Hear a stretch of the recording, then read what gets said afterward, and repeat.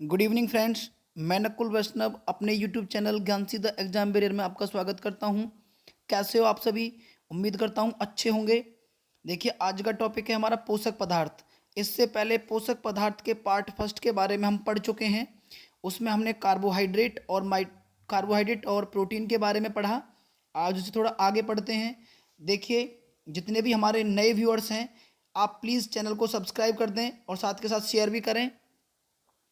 तो चलिए सेशन को स्टार्ट करते हैं। देखिए, अगला इसमें क्वेश्चन जो टॉपिक दे रखा है वो हमारा कार्बोहाइड्रेट और प्रोटीन के बाद का है। 2 पॉइंट हम इसमें पढ़ चुके हैं, उससे अब आगे स्टार्ट करते हैं। तो देखिए, वसा के बारे में पढ़ते हैं। नेक्स्ट पॉइंट इसमें दे रखा है वसा के बारे में कि वसा क्या है। तो देखिए, वसा रासायनिक दृष्टि से वसा ग्लिसरॉल एवं वसलीय अम्ल का एक एस्टर होती है। वसा क्या होती है? रासायनिक दृष्टि से वसा ग्लिसरॉल एवं वसीय अम्ल का एक एस्टर होती है, वही वसा है। उसके बाद में देखिए, अगला पॉइंट इसमें दे रखा है कि वसा कितने प्रकार की होती है। तो वसा कितने प्रकार की होती है? 2 प्रकार की होती है। 2 टाइप पढ़ते हैं, कौन कौन से? एक है संतृप्त वसा और दूसरा है असंतृप्त वसा। देखिए, यहाँ पे संतृप्त रह गया, ये ए है इसके सामने, असंतृप्त वसा। तो पहला है सैचुरेटेड फैट, संतृप्त वसा। जंतुओं तथा जंतुओं से बने उत्पाद से जो प्राप्त होता है उसे हम संतृप्त वसा या सैचुरेटेड फैट बोल देते हैं। जंतुओं तथा जंतुओं से बने उत्पादों से जो प्राप्त होता है, जैसे कि डालडा या फिर देसी घी। उसके बाद असंतृप्त वसा क्या है? वनस्पति एवं वनस्पति से बने उत्पादों से जो प्राप्त हो जाए। वनस्पति एवं वनस्पति से बने उत्पादों से प्राप्त होता है, उसे हम अनसैचुरेटेड या फिर असंतृप्त वसा बोलते हैं, जैसे कि रिफाइंड तेल। उसके बाद देखिए अगला पॉइंट है कि इसमें क्या क्या उपस्थित रहते हैं। देखिए, वसा के अंदर कार्बन, हाइड्रोजन और ऑक्सीजन। आप 3 चीज याद रखेंगे कि वसा के अंदर क्या मौजूद रहता है। एक तो कार्बन रहता है, हाइड्रोजन रहता है और ऑक्सीजन रहता है। उसके बाद देखिए, वसा सामान्य से 20 डिग्री सेंटीग्रेड तापमान पर ठोस अवस्था में रहते हैं। देखिए, नॉर्मली क्या होता है कि जितने भी हमारे फैट होते हैं वो 20 डिग्री सेंटीग्रेड पर किस अवस्था में होते हैं? ठोस में, सॉलिड स्टेट में होते हैं। लेकिन यदि इसी तापमान पर वो द्रव्यावस्था में रहें, 20 डिग्री सेंटीग्रेड पर वो द्रव्यावस्था में रहें, तो उन्हें तेल बोल दिया जाता है। तो वो क्या कहलाते हैं? तेल। उसके बाद देखिए, असंतृप्त वसा मछली के तेल एवं वनस्पति के तेल से मिलते हैं। अगर क्वेश्चन ये आए कि असंतृप्त वसा किससे प्राप्त होता है, किससे मिलता है, तो मछली के तेल से और वनस्पति के तेल से मिलता है। उसके बाद देखिए, अगला पॉइंट इसमें केवल नारियल का तेल और ताड़ का तेल, नारियल का तेल और ताड़ का तेल, ये संतृप्त वसा के उदाहरण है। देखिए, संतृप्त इसमें मिस हो गया है, तो ये संतृप्त वसा के उदाहरण है सैचुरेटेड फैट के। आप याद रखेंगे कि केवल नारियल का तेल, एक तो नारियल का तेल, दूसरा ताड़ का तेल, ये किसके उदाहरण है? संतृप्त वसा के, सैचुरेटेड फैट के हैं। उससे आगे देखिए, अगला पॉइंट इसमें दे रखा है 1 ग्राम वसा से 9.3 किलो कैलोरी ऊर्जा उत्पन्न होती है। तो आप याद रखेंगे कि 1 ग्राम वसा से कितनी ऊर्जा प्राप्त होती है, कितनी ऊर्जा उत्पन्न होती है। तो 1 ग्राम वसा से 9.3 किलो कैलोरी। उसके बाद देखिए, अगला पॉइंट है इसमें कि शरीर में वसा का संश्लेषण कहाँ होता है। तो आप क्या बताएंगे? शरीर में वसा का संश्लेषण होता है माइटोकॉन्ड्रिया के अंदर।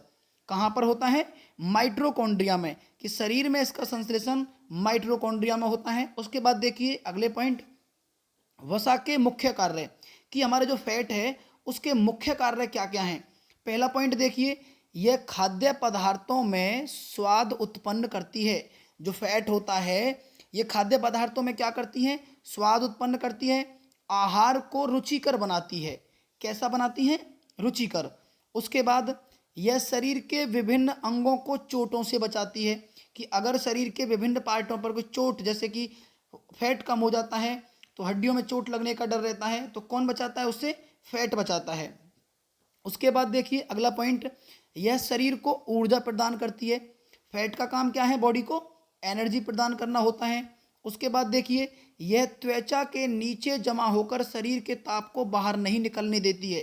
फैट का मुख्य कार्य क्या है? कि ये जो हमारी स्किन होती है, त्वचा होती है, उसके नीचे जमा हो जाती है और जो शरीर का टेम्परेचर होता है, तापमान होता है, उसको बाहर निकलने से रोकती है। उसके बाद देखिए अगला पॉइंट क्या है, वसा की कमी से त्वचा रूखी हो जाती है। वसा की कमी से त्वचा क्या हो जाती है, रूखी हो जाती है। उसके बाद देखिए वजन में कमी आती है, वजन कम हो जाता है, शरीर का विकास रुक जाता है।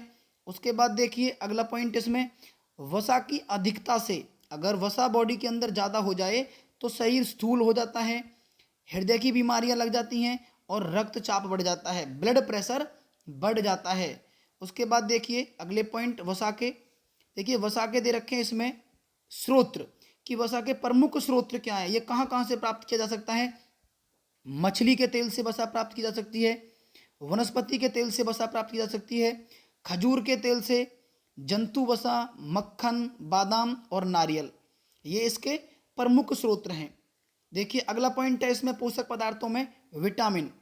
चौथा पॉइंट इसमें विटामिन है। पहला हमने पढ़ा कार्बोहाइड्रेट, दूसरा हमने पढ़ा प्रोटीन, तीसरा पढ़ा हमने वसा और अब चौथा है विटामिन्स। देखिए विटामिन में पॉइंट दे रखा है पहला कि विटामिन एक प्रकार का कार्बनिक यौगिक है। अगर क्वेश्चन आए कि विटामिन किस प्रकार का यौगिक है, कार्बनिक या अकार्बनिक, तो वसा कैसा है, कार्बनिक यौगिक है। उसके बाद देखिए अगला पॉइंट दे रखा है, इसमें कोई कैलोरी प्राप्त नहीं होती। याद रखेंगे कि विटामिन से कोई भी एनर्जी हमें प्राप्त नहीं होती है। तो ये क्या करती है, देखिए इसका मुख्य कार्य क्या है, इसका कार्य है यह शरीर में उपापचय में रासायनिक प्रतिक्रियाओं के नियम के लिए अत्यंत आवश्यक है। एनर्जी प्राप्त नहीं करती है, लेकिन बॉडी के अंदर उपापचय जो रासायनिक प्रतिक्रियाएं होती हैं उनके लिए ये बहुत आवश्यक है।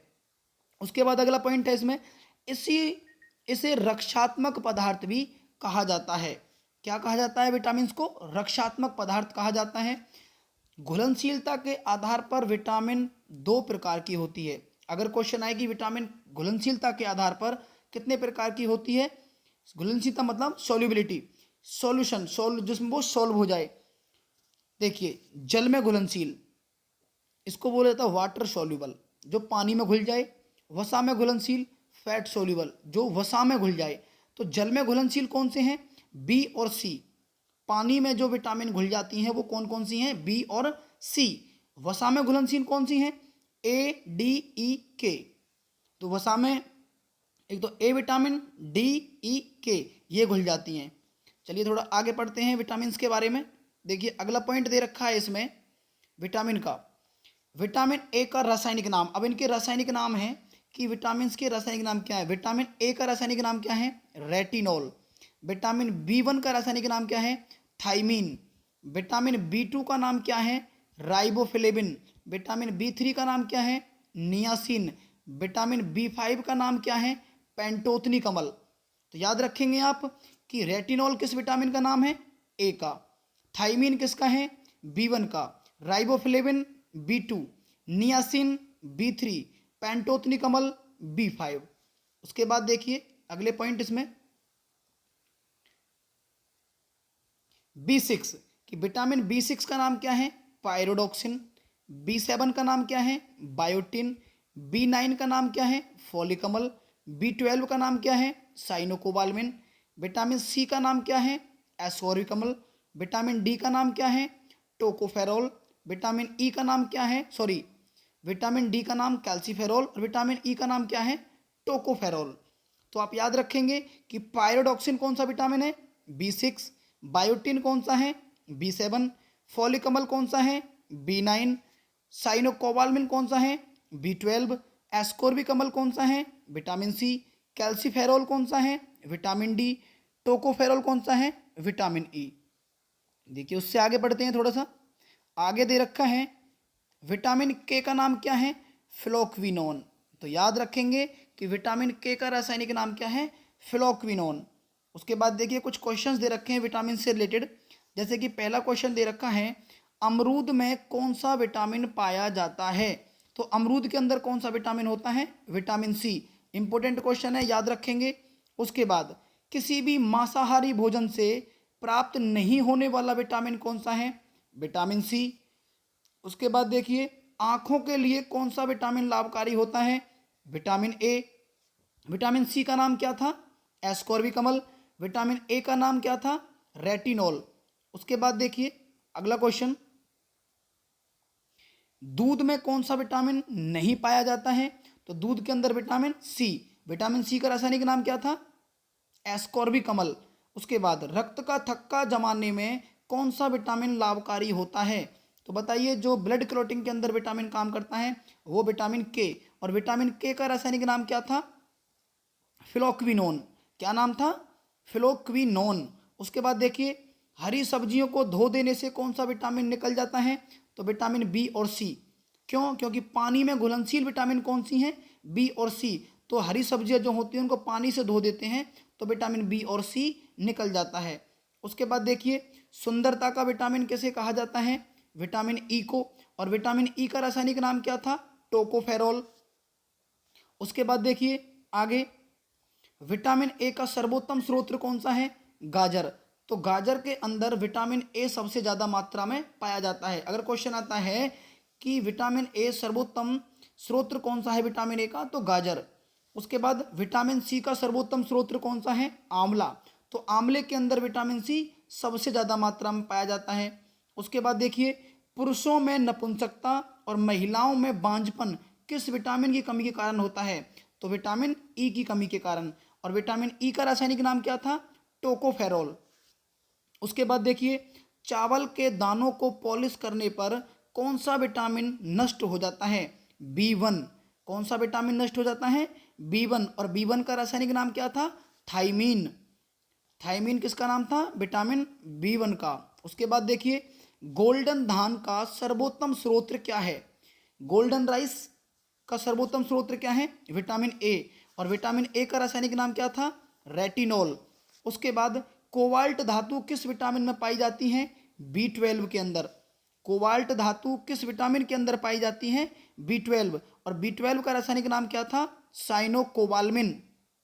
क्या नाम था विटामिन B12 का? साइनोकोबाल्मिन। उसके बाद देखिए, कौन सा विटामिन हमारे शरीर में सबसे जल्दी बन जाता है? ऐसा कौन सा विटामिन है जो बॉडी के अंदर सबसे जल्दी बनता है? Vitamin D. और विटामिन डी का रासायनिक नाम क्या था? कैल्सीफेरोल। विटामिन डी का रासायनिक नाम क्या था? कैल्सीफेरोल। उसके बाद देखिए, विटामिन डी का सर्वोत्तम स्रोत क्या है कि किसमें सबसे ज़्यादा विटामिन डी पाई जाती है? तो सूर्य में। जो सूर्य है प्राकृतिक स्रोत है विटामिन डी का। उसके बाद देखिए, विटामिन डी का सूर्य हो गया। मछली के यकृत में कौन सा विटामिन प्राप्त होता है? तो मछली के तेल से कौन सा होता है? Vitamin D. विटामिन डी का रासायनिक नाम अभी कौन सा बताया था? कैल्सीफेरोल। उसके बाद सेब में कौन सा विटामिन पाया जाता है? ए। सेब के अंदर कौन सा विटामिन होता है? ए। और ए का रासायनिक नाम क्या था? रेटिनॉल। उसके बाद बालों का झड़ना किस विटामिन की कमी के कारण होता है? बताइए क्या हो जाएगा इसका आंसर? Vitamin B6। और B6 का नाम क्या था? पायरोडॉक्सिन। B6 का नाम क्या था?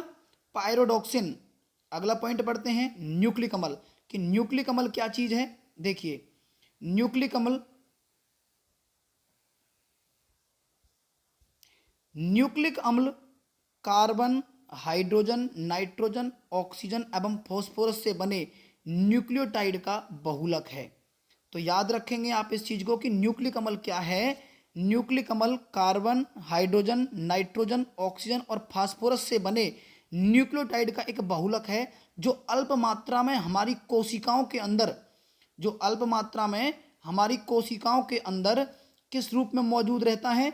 वो हमारे DNA और RNA के रूप में हमारी बॉडी के अंदर प्रेजेंट रहता है, मौजूद रहता है। उसके बाद देखिए अगला पॉइंट कि न्यूक्लिक अम्ल के कार्य क्या हैं। इसके मुख्य कार्य क्या हैं? यह क्रोमेटिन जाल का निर्माण करता है। अगर क्वेश्चन आए कि क्रोमेटिन जाल का निर्माण कौन करता है, तो न्यूक्लिक अम्ल करते हैं। दूसरा, आनुवांशिक गुणों को एक पीढ़ी से दूसरी पीढ़ी में पहुंचाना। जो हमारे जेनेटिक रूल होते हैं, जो जेनेटिक हमारे गुण होते हैं, उनको एक पीढ़ी से दूसरी पीढ़ी में पहुंचाने का काम कौन करते हैं? न्यूक्लिक अम्ल करते हैं। उसके बाद देखिए, एंजाइम के निर्माण में प्रोटीन संश्लेषण का नियंत्रण करना।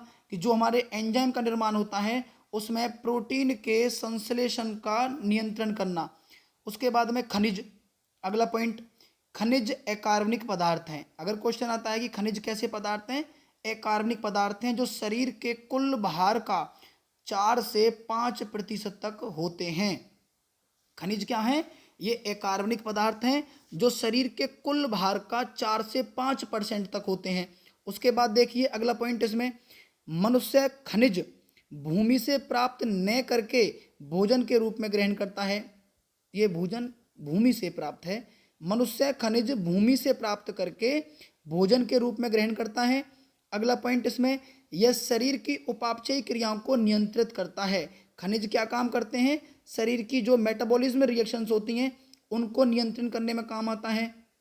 उसके बाद मानव शरीर में कुल कितने खनिजों की आवश्यकता होती है? तो आप याद रखेंगे कि मानव शरीर के अंदर टोटल 29 प्रकार के खनिजों की आवश्यकता होती है। हमारे ह्यूमन बॉडी को 29 प्रकार के खनिज चाहिए ही चाहिए हैं। उसके बाद देखिए अगला पॉइंट दे रखा है इसमें, जल।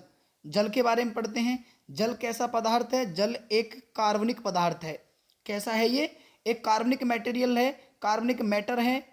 उसके बाद शरीर के भार का 65 से 75% भाग जल होता है।